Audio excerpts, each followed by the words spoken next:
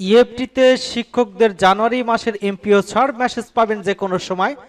আজকের সংবাদ এটা থাকছে এবং ইএফটির বিষয়ে কিন্তু অধিদপ্তরের সতর্কতা জারি করেছেন এবং মহার্ঘ বতনায় শিক্ষকদের জন্য কিছু একটা চিন্তা করেছি এই সম্পর্কে আজকে ভিডিওতে থাকবে। চলুন মূল আলোচনায়।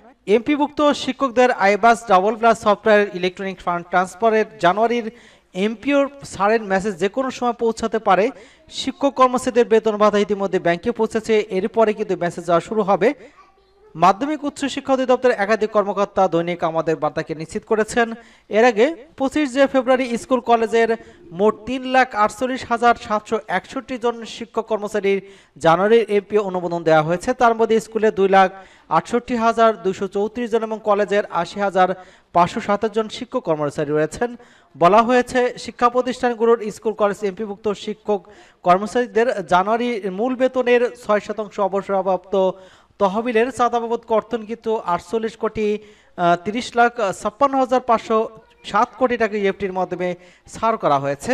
এছাড়া মূল বেতনের 4% কল্যাণ ট্রাস্টের তহবিলের চাঁদা বাবদ কর্তনকৃত 32,20,65,000 টাকা ইএফটির মাধ্যমে কিন্তু ছাড় করা হয়েছে। বেতন এবং ভাতাদের সরকারি অংশ বাবদ 843,32,43,990 কোটি টাকা কিন্তু ইএফটির মাধ্যমে দেওয়ার মঞ্জুরি করা হয়েছে।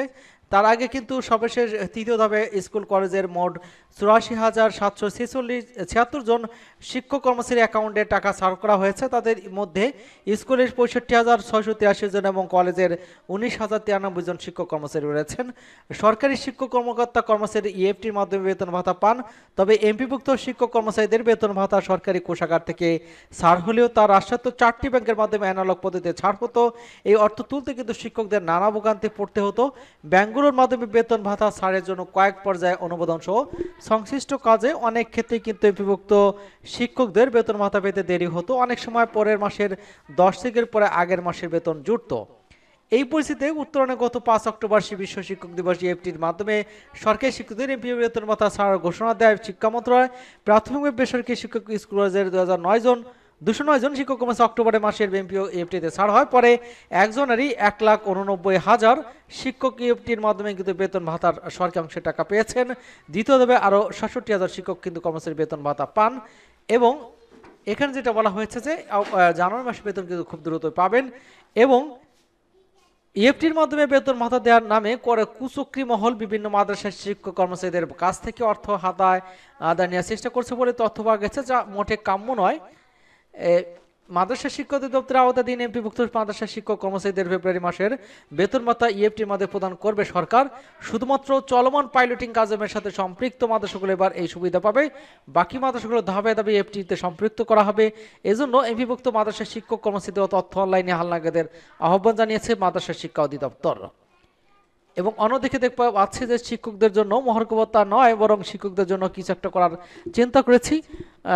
অর্থ উপদেষ্টা কথা বলেছেন, আমি কিন্তু শিক্ষা খাতে সামাজিক খাতে বরাদ্দ কম না, শিক্ষা আইটি স্বাস্থ্য কমলা সমাজ কল্যাণ আমাদের কমিটমেন্ট আছে, আগ্রহতে বরাদ্দ কম না। আমাদেরকে অর্থদাতার বলেছে তোমরা অবকাঠামো করবে, আমাদের থেকে বাজেট সহায়তা নেবে, কিন্তু ওসব খাতে বরাদ্দ কমাবে না।